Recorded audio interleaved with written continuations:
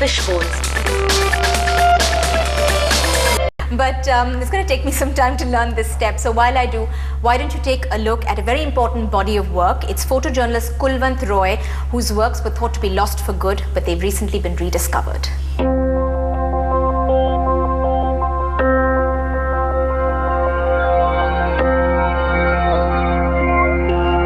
Advertising photographer Adityaaryarchive made a stunning discovery a few months ago. Inside many cartons and boxes left to him by his uncle Kulwant Roy, he found a magnificent collection of photographs and negatives chronicling India's freedom movement in intimate detail right from the 1930s. Kulwant Roy was one of India's first photojournalists. Before he died nearly 25 years ago, he passed on his collection of photographs to his nephew. One day he came home and he brought certain cartons and he said, you know, I would like you to take care of these cartons and see what you can do with these are yours. I'd never asked him what these cartons had. He said, you know, these were interesting pictures which he had shot over a period of time. I didn't open these for many years. But when he did, 4 months ago, a treasure came tumbling out. The kind of stuff which I saw was absolutely stunning. I think there's always a right time and a right place for everything.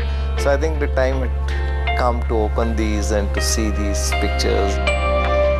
95-year-old Homai Vairawala is India's first lady photojournalist. A contemporary and colleague of Kulwant Roy, she's taken pictures alongside him on many occasions. As a person, a very, very nice, respectable person. And he was one of those journalists who were with me, working with me. I used to call them gentlemen photojournalists because he had no bias against this gender thing, you know. And he took me as one of his, colleagues. It was in 1956 when Kulwant Roy went for a world tour. And it was perhaps with this now disintegrated camera that he shot extensively in over 40 countries.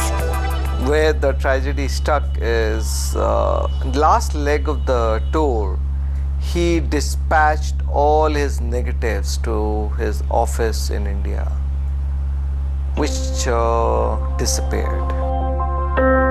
Left a shattered man after that, he offered rewards for anyone who could find his precious pictures and even looked in dustbins of Delhi for years. But the negatives never turned up.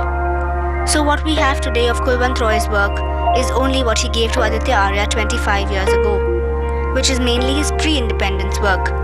That by itself runs into thousands and thousands of photographs, which have their own place in history.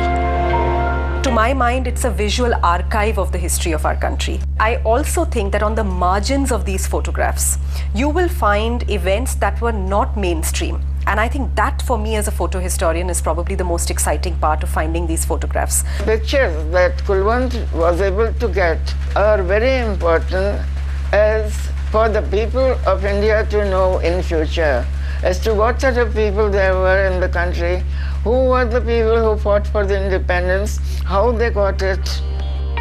Aditya is now in the process of scanning and archiving the photographs and simultaneously separating the ones which require professional restoration. He's also planning to bring out a book and have an exhibition of the pictures as a tribute to Kulwant Roy.